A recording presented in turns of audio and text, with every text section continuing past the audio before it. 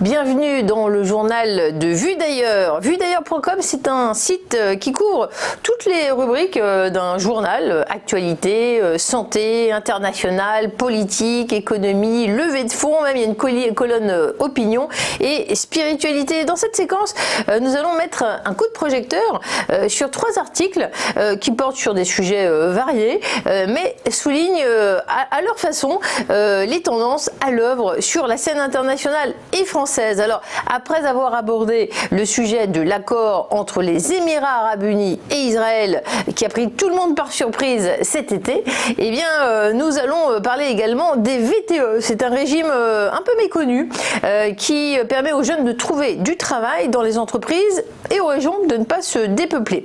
Et puis, il y aura un sujet un sujet plutôt week-end. Alors, on commence par cet article qui concerne les Émirats Arabes Unis et Israël.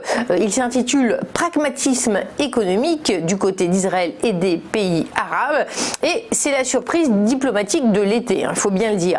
Les Émirats Arabes Unis et Israël ont signé un accord destiné à normaliser leurs relations diplomatiques, annoncé le 13 août par Washington. Cette normalisation a été qualifiée tout simplement d'historique par le président américain Donald Trump.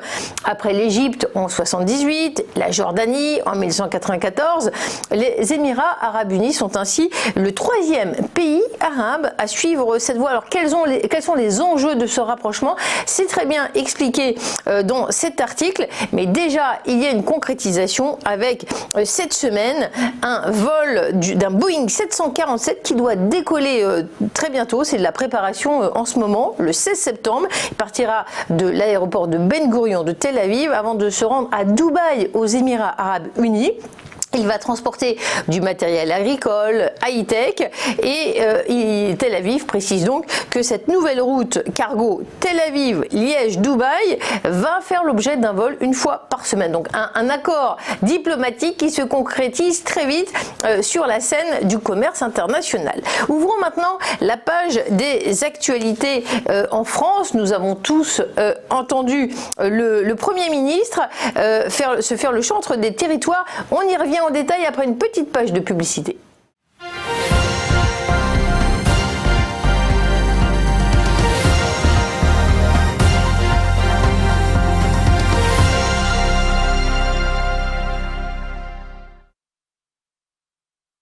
Retour dans le journal de Vue d'ailleurs. On en parlait il y a un instant, le Premier ministre s'est fait le chantre des territoires lors de son intronisation, si j'ose dire. Eh bien, alors qu'insertion professionnelle des jeunes pose question dans ce contexte économique difficile, le volontariat territorial en entreprise, VTE, pourrait connaître un regain d'intérêt. C'est ce que suggère cet article du site vuedailleurs.com. On connaissait déjà le VIE, le volontariat cette fois international, qui permettait aux jeunes de travailler à l'étranger. Le VTE, c'est un peu le contraire, parce qu'il cherche à faire revenir les jeunes dans les territoires et à leur donner envie de s'ancrer régionalement. Ce système encore peu développé présente l'avantage en plus de fournir un vivier de main-d'œuvre aux PME. Nous allons retrouver la rubrique société dans un instant, mais une petite pause juste avant.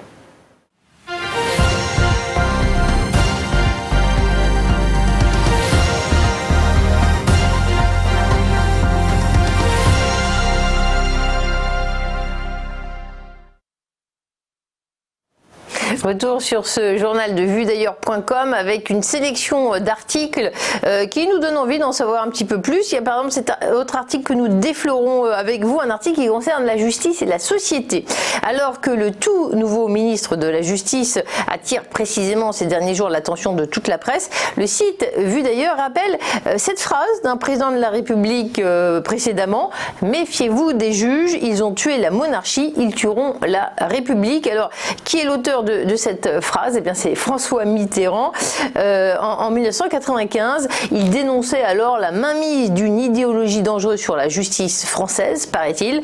En fait, le président de la République stigmatisait alors des juges puissants qui n'hésitaient pas à utiliser le droit pour imposer à la société leur idéologie. Je vous invite à lire cet article. Merci de votre attention. Dans un instant, on retrouve Gérard Vespierre, notre invité, analyste et conférencier, pour refaire le monde, tout simplement.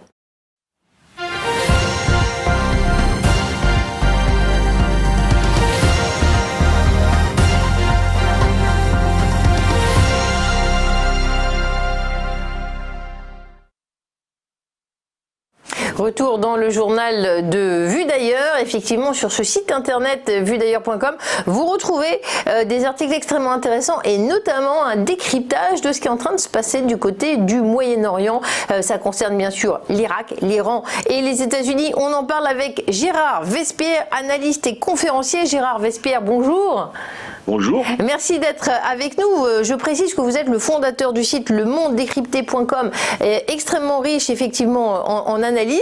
Et vous allez nous parler, si vous voulez bien, de l'Irak et de l'Iran. Et à partir de là, vous nous dites, en fait, on retrouve là une application de la théorie, les arcs de crise. Alors c'est très intéressant, mais est-ce que vous pouvez nous en dire un petit peu plus, s'il vous plaît ?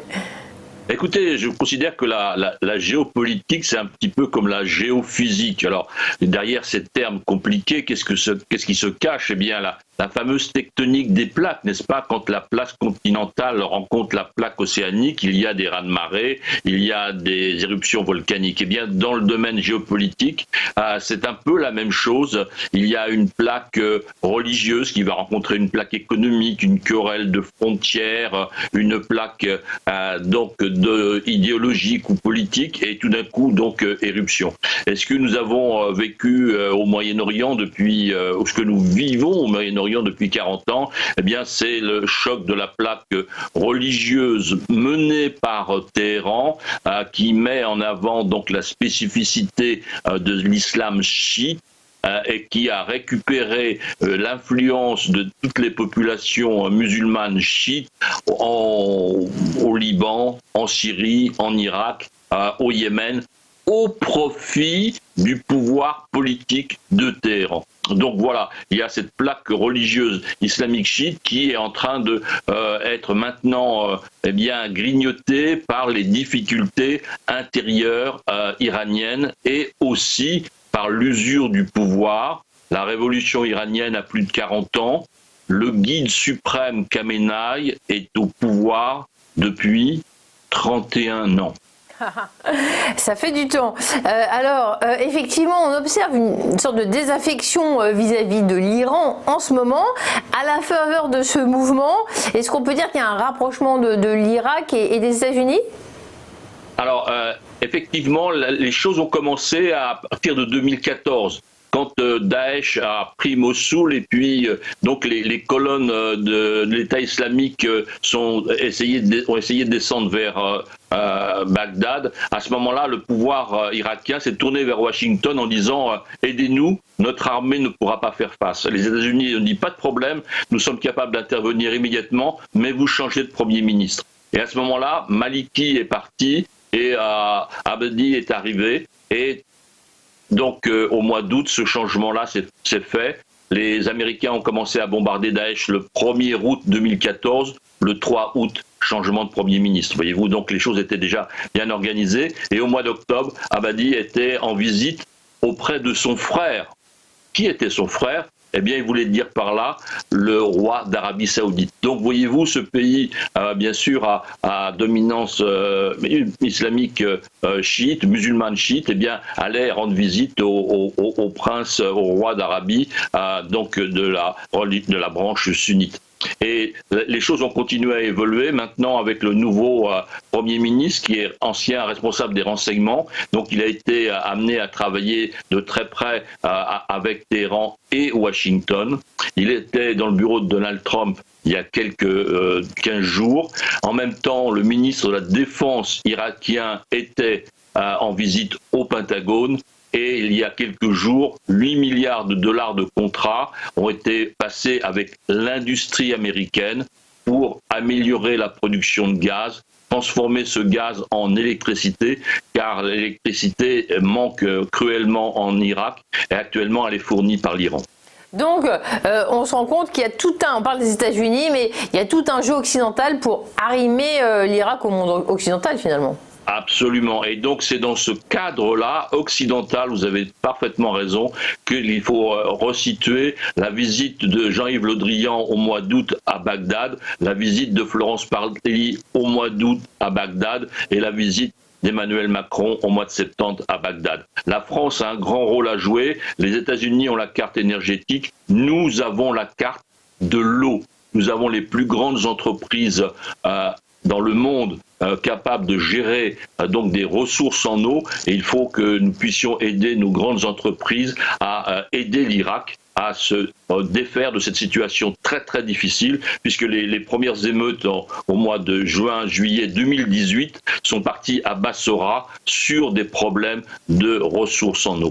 Merci beaucoup Gérard Vespierre, je précise que vous êtes analyste, conférencier et qu'on peut vous lire sur cet article sur le journal vudailleurs.com. Merci pour cet entretien. C'est la fin de ce journal, alors bon week-end, bonne semaine et surtout bonne lecture.